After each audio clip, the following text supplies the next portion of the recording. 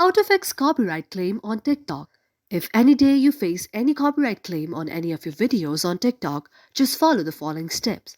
First of all, you have to launch TikTok on your mobile device. In order to launch TikTok on your mobile device, you have to tap on TikTok on your mobile device. This way, your TikTok will be launched on your mobile device. After that, you have to go to the profile section. In order to go to the profile section, you have to go to the down left on the mobile phone.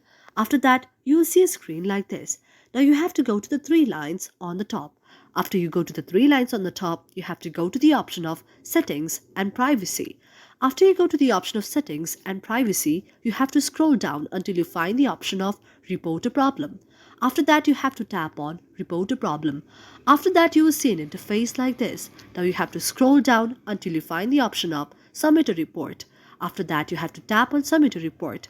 After that, you will see an interface like this. Now you have to tap the very problem that you are facing, the problem of copyright claim without any reason. And you also need to send the various photos and also the videos as per the evidence, and then tap on Submit.